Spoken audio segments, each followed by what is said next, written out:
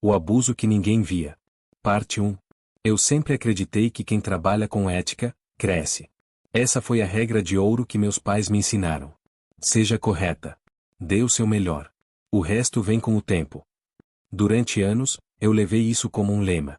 Meu nome é Laura, tenho 29 anos e até pouco tempo atrás, era analista administrativa em uma empresa multinacional de tecnologia, dessas modernas, com paredes de vidro e gente sorridente nos folders de recrutamento. Quando entrei lá, há quase 5 anos, eu achava que tinha encontrado o lugar certo. Ambiente leve, salário competitivo, plano de carreira claro. Tudo parecia profissional. Correto. Justo. Mas o que ninguém me contou é que algumas empresas são bonitas por fora, e silenciosamente podres por dentro. Que algumas figuras de autoridade podem usar o crachá como escudo, e o cargo como arma. E foi exatamente isso que eu aprendi, com dor. Com ele. O nome dele era Adriano Sen, diretor de recursos humanos. 50 anos, casado, boa aparência, carismático. Um daqueles homens que sabem circular no ambiente corporativo como se fossem donos do lugar, porque, de certa forma, se sentem assim. No começo, eu o admirava. Ele sabia os nomes de todos os funcionários, fazia discursos inspiradores nos eventos, sorria com todos. Era difícil não se deixar enganar. Era difícil acreditar que, por trás da gentileza, havia algo tão sujo. Mas havia. Eu era uma funcionária de resultados. Sempre fui. Dava mais do que o mínimo, era a primeira a chegar e uma das últimas a sair. Cuidava de processos, relatórios, planilhas de custos, gestão de fornecedores. Minha meta era crescer. E para isso, eu estudava, me dedicava, fazia cursos, melhorava processos sem ninguém me pedir. Foi aí que ele começou a me notar. Primeiro, foram os elogios públicos. A Laura é diferenciada. Essa menina ainda vai ser gestora aqui. Precisamos mais de pessoas como ela. Depois, os comentários fora de hora. Você fica ainda mais eficiente com esse blazer vermelho. Já pensou em almoçar comigo um dia desses? E então, os convites esquisitos. Estou com um projeto importante. Queria conversar com você depois do expediente, em particular. Na primeira vez, achei que era só entusiasmo profissional. Na segunda, achei que era impressão minha. Na terceira, eu entendi. Ele nunca foi direto. Mas as entrelinhas estavam cada vez mais carregadas. E quando percebi, estava sendo encurralada por um jogo sujo, onde meu crescimento profissional era condicionado ao meu silêncio e à minha submissão. Eu tentei ignorar. Tentei fingir que era só coisa da minha cabeça. Mas quando ele passou a me chamar de minha estrela em reuniões, quando ninguém mais tinha esse tipo de tratamento, os olhares começaram a mudar. Colegas cochichavam. Alguns homens debochavam.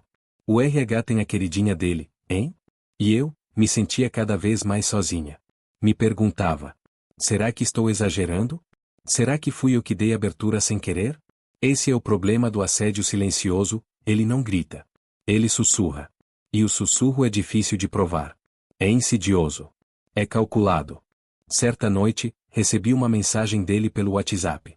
Se quiser conversar sobre aquela promoção, estou aqui na sala. Estou sozinho. Emoticon sorrindo. Meu corpo congelou. A tal promoção, era uma vaga de coordenação que eu vinha esperando havia meses. Era minha, segundo todos os feedbacks. Mas, de repente, estava sendo usada como moeda de troca. E eu percebi que ele não falava só comigo assim. Outras colegas já tinham mencionado sentir um clima estranho com ele. Uma até saiu da empresa, sem dizer o motivo. Naquela noite, chorei no banheiro. Engasgada. Em silêncio. Engolindo nó na garganta como quem engole vidro. No dia seguinte, ele me ignorou o expediente todo. Fez piada sobre quem recusa oportunidades. Criticou meu relatório em público, apontando erros que nem existiam. Era como se, de um dia pro outro, eu tivesse virado inimiga. A queridinha virou ameaça. E ele queria me neutralizar. Eu sabia que precisava fazer algo. Mas ele era o RH. Era ele quem recebia denúncias. Era ele quem controlava o clima. Era ele quem decidia quem fica, e quem sai. Então, fiz o que achei mais prudente. Comecei a documentar tudo.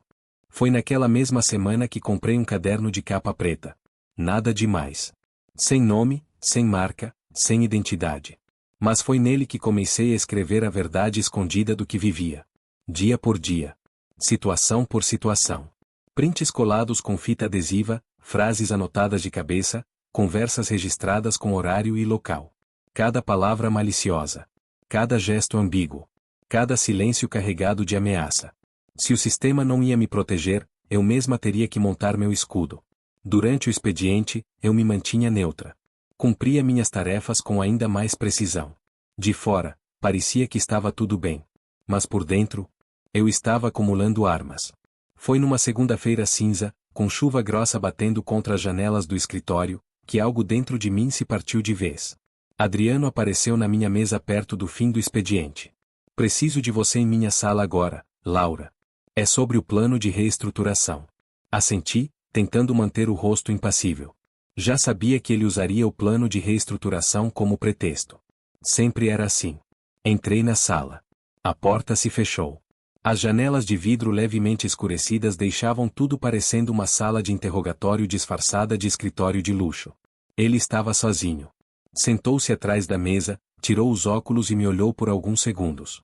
Você sabe que tem muito potencial, começou. Mas está criando barreiras que não existem. Esse distanciamento, essa frieza. Isso não vai te ajudar a crescer aqui dentro. Eu engoli em seco. Com todo respeito, Sr. Adriano, estou aqui para trabalhar. Minha vida pessoal não está em pauta. Ele sorriu. Aquele sorriso que me fazia tremer por dentro. Porque não era de simpatia. Era de controle. Você não acha que está dramatizando um pouco? Ele soltou, mexendo nos botões da camisa. Eu apertei os punhos embaixo da mesa. Ele se levantou, deu a volta e se encostou na mesa, de frente para mim. Perto demais. Você tem futuro aqui, Laura. Mas precisa aprender a ser mais flexível. Respirei fundo. Olhei para ele com firmeza. Era agora ou nunca. Eu vou embora, Sr. Adriano. E a partir de hoje, gostaria que qualquer orientação sobre meu trabalho fosse feita por e-mail, com cópia para minha gestora direta. O rosto dele congelou. A expressão mudou de confiante para irritada em segundos. Está me ameaçando? Não. Estou me protegendo. Levantei e saí da sala. Naquele instante, senti que algo dentro de mim renasceu. Na mesma semana, descobri uma advogada especializada em assédio moral e sexual no trabalho. Marquei uma consulta sigilosa. Levei meu caderno, os prints, os áudios. Ela ouviu tudo em silêncio. Ao final, disse algo que nunca vou esquecer. Você tem provas mais sólidas do que 90% das vítimas que nos procuram. Se quiser, podemos processar. Mas também há outra saída. Ela explicou que a empresa tinha um canal de denúncias externo, vinculado à matriz, fora do alcance da gestão local. Eu poderia mandar o dossiê diretamente para o Compliance Internacional. Eles eram obrigados a abrir investigação formal. Era arriscado. Mas era minha chance. Naquela noite, pensei em tudo. Pensei na minha carreira. Pensei na minha saúde mental. Pensei nas mulheres que viriam depois de mim. Se eu me calasse, ele faria com outras o que fez comigo. Se eu falasse, poderia abrir a porta da justiça. Na manhã seguinte, preparei o arquivo completo. Transformei todos os registros em PDF, organizei em pastas, nomeei cada documento. E às 7h42, com as mãos tremendo, cliquei em enviar. O e-mail seguiu com o assunto. Denúncia formal, conduta inadequada e assédio, RH Nacional. E assim, eu virei a chave. Continua na parte 3. Final. O botão enviar ainda brilhava na tela. E eu me peguei olhando para ele como se tivesse cometido um crime. Não tinha sido um grito. Não tinha sido uma denúncia pública. Não houve escândalo. Mas o que eu fiz ali, foi acionar uma bomba silenciosa. Por um momento, quis voltar atrás. A ansiedade bateu como um trem. E se ninguém acreditasse em mim? E se, mesmo com provas, dissessem que eu estava exagerando? Mas a resposta veio logo. 3 dias depois, recebi um e-mail da matriz, assinado pelo setor de compliance internacional. Prezada Laura. Sua denúncia foi recebida e está sendo tratada com total confidencialidade e prioridade. Uma investigação foi oficialmente iniciada. Pedimos que, por segurança, não comente com ninguém sobre o conteúdo deste processo. Entraremos em contato com mais detalhes em breve. Atenciosamente. Diretoria de Compliance Global. Aquele e-mail, foi a primeira vez que alguém disse: nós acreditamos em você. O clima na empresa começou a mudar. Adriano estava estranho. Mais inquieto. Nas reuniões, mantinha um sorriso tenso, evitava olhar diretamente para mim. Parecia nervoso. 2 semanas depois, fomos surpreendidos com um e-mail da diretoria. O colaborador Adriano Sen, diretor de recursos humanos, será temporariamente afastado de suas funções durante uma revisão interna de conduta. Durante esse período, suas atribuições serão redistribuídas para a gerência regional. O escritório entrou em choque. Alguns perguntavam o que tinha acontecido. Outros fingiam que não sabiam de nada. Mas nos olhos de algumas mulheres, eu vi. Elas sabiam. Elas também tinham passado por coisas parecidas.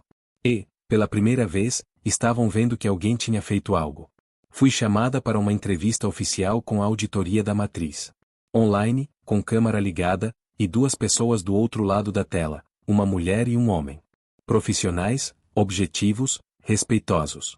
Me pediram para relatar tudo. Mostrei provas. Falei com firmeza. Contei o que ele fazia com outras mulheres também, com relatos que eu havia coletado com cuidado, preservando cada uma delas. Foram 2 horas de conversa. No final, a mulher me disse: Laura, você fez o que muitas gostariam de fazer, mas não tinham forças. Nós garantimos que isso não será esquecido. Saí da sala e chorei no banheiro. Mas dessa vez, não era de dor. Era de alívio. De libertação. 2 meses depois, a empresa publicou outro comunicado. Após conclusão do processo de auditoria, informamos o encerramento do contrato de trabalho com o colaborador Adriano Sen, por motivo de conduta incompatível com os valores éticos da organização. Não citaram meu nome. Não contaram os detalhes. Mas eu soube. A justiça foi feita. E o que veio depois, eu jamais poderia imaginar. 1 semana após a demissão de Adriano, fui chamada para uma reunião com o presidente da Unidade Nacional. Entrei na sala sem saber o motivo. Ele me cumprimentou com respeito e disse: Laura, você é uma profissional acima da média. E agora, mostrou coragem acima do comum. Queremos te convidar para liderar o setor de recursos humanos, interinamente. Fiquei em choque. Era o cargo dele. Acreditamos que a área de RH precisa de alguém com sensibilidade, ética e integridade. E você nos mostrou que tem tudo isso, e mais. Aceitei. Não por vaidade. Mas por propósito. Era minha chance de fazer diferente. De usar aquele espaço, que antes servia para oprimir, para proteger, orientar e transformar. No mês seguinte, comecei a revisar políticas da empresa. Criei um canal de denúncias mais acessível. Implementei treinamento sobre assédio, cultura do respeito e condutas inadequadas. Funcionárias que antes andavam cabisbaixas, começaram a sorrir. Homens que zombavam, passaram a ouvir mais. E eu me sentia, no meu lugar. Não por vingança. Mas por justiça. Um dia, entrei na antiga sala de Adriano. A placa com o nome dele havia sido retirada. As janelas estavam abertas. O ar era outro. Sentei na cadeira e olhei ao redor. Ali, onde um dia me senti ameaçada, agora eu era livre. Liguei o computador. Abri o sistema. E na tela, escrevi a primeira frase do novo regulamento interno. Toda pessoa tem direito a um ambiente de trabalho seguro, respeitoso e humano. E ninguém, absolutamente ninguém, está acima disso. Saí mais forte. Mais consciente. E mais certa do que nunca de que o silêncio protege o agressor, mas a verdade, quando bem conduzida, derruba impérios inteiros.